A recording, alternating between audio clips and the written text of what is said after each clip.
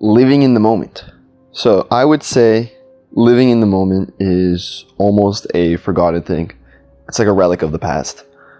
Because I will look around with honestly anything. Like going on the bus, going on a walk, playing with almost my dog, and almost everybody's just kind of on their phones. Even parents with their kids would just be kind of walking and scrolling. And I mean, one of the things is that, we just kind of distract ourselves with devices, our phones, which I agree are terrible things. But also I think a major factor of people not living in the moment is that we're always stuck in the past, or we're too focused on the future. And of course, these are normal things. It's natural. I do it too. Maybe something bad happened in your past, or you're just kind of thinking about this interaction you had with this one person. Oh my God, he said this. What could this mean? Blah, blah, blah, blah, blah. Or, oh my God, what happens if I get this job? What's going to change? And it's human. It's okay. But you're so focused on things you can't control anymore. What happened in the past happened in the past. It's gone. It's happened. Now, that doesn't mean don't reflect on it and maybe think about like, okay, what could be done better? But don't stay on it for like the next 5 months thinking back on this one specific moment. Something happens, maybe spend an hour or so reflecting. Maybe if there's some sort of information you can pull from it, something you can learn from it, that's a good thing. But when you start obsessing over something and obsessing over the minute details over an event, that's when it becomes unhealthy. It's not good for you, anxiety inducing.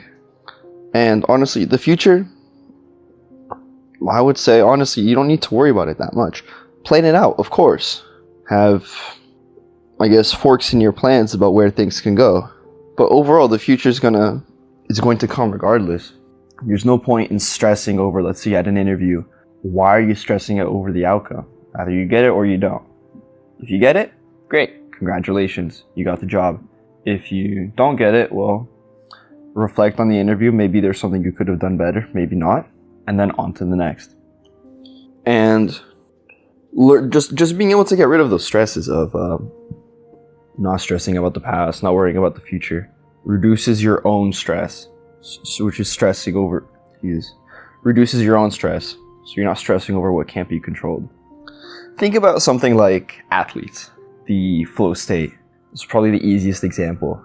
Do you really think those like top marathon runners, swimmers, racers, whatever, when they're out there in their races, in their events, they're not thinking about the other day or what they're going to eat later that day? The whole sole focus is on what's in front of them. When I was younger, I was running or swimming and you kind of hit a flow state. I'm not focused on anything else except what I'm doing. My best races while swimming when I was younger were when I had complete focus on my whole body, cutting through the water, everything. One of my best races, I wasn't even focused on the time I had. I was just kind of cruising through the water, cutting through. And my actual race was an afterthought. I was just thinking of how my body is flowing. And that was it. There was not a single other thought that was going through my mind at that moment.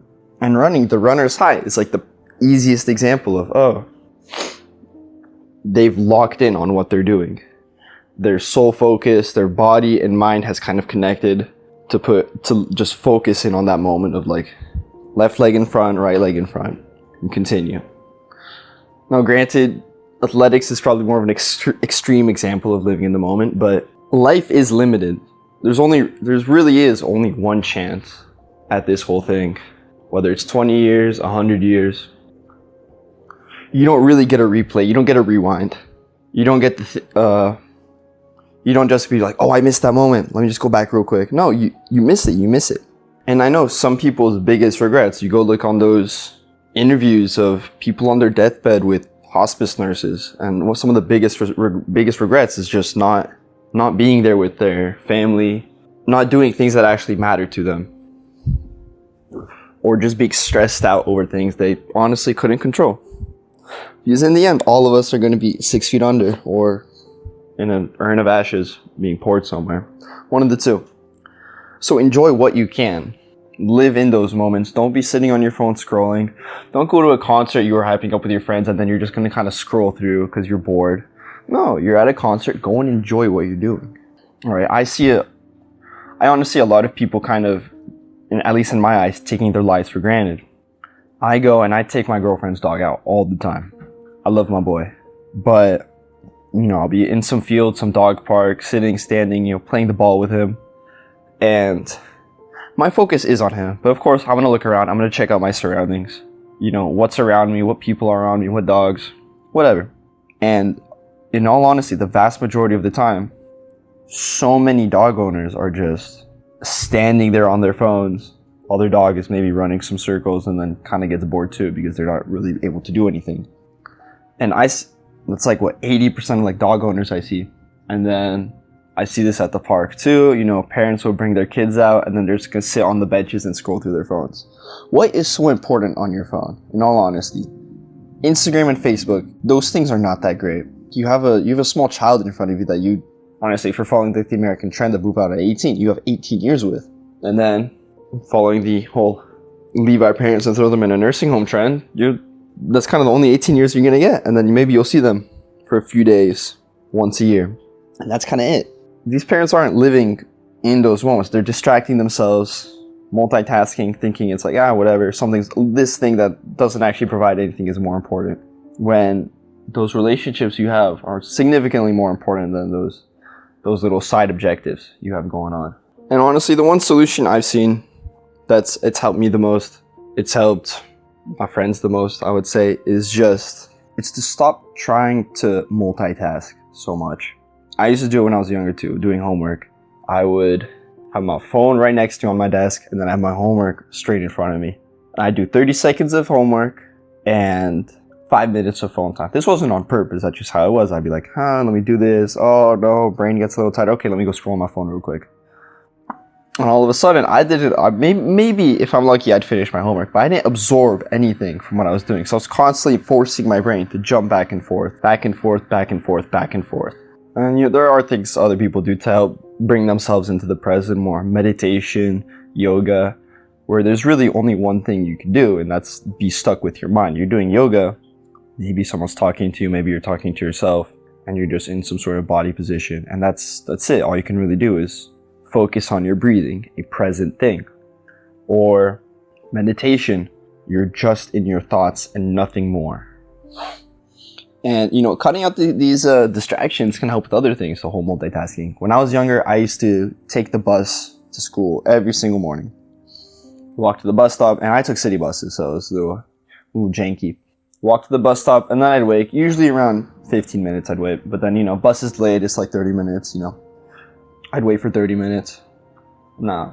Rain, shine, snow, it didn't really matter. I had to go take the bus because I had to go to school. Nothing crazy, but a very common trend was I'd get pretty cold standing at the bus stop. And, the bus would come by, I'd hop on the bus, and then when I was younger at least, I'd immediately go on my phone. I have a 10-minute bus ride, and the first thing I'm doing is immediately going on my phone. I'm really cold, maybe wet, and I can't really think about my state of mind, I would say. I'm just straight scrolling for my 10 minutes or however long it took to drive over to school. I hop out of the bus and I'd start walking to school. And that was, in a way, that was kind of the only thing that happened. But one time it clicked for me. I was like, oh my God, I'm not actually warming up on the bus. That was kind of my state of mind at the time. I remember very clearly, it was just, I never really felt warm after getting off the bus. I'd hop on, I'd go on my phone, and I wouldn't pay attention to how I was feeling. So I gave myself a little challenge, which was I'm going to enjoy the ride. I'm going to keep my phone in my pocket, and I'm just going to feel. Not like meditating, but it's honestly, I'm just looking out the window. I'm on the bus, and I'm looking out the window. That's the truth.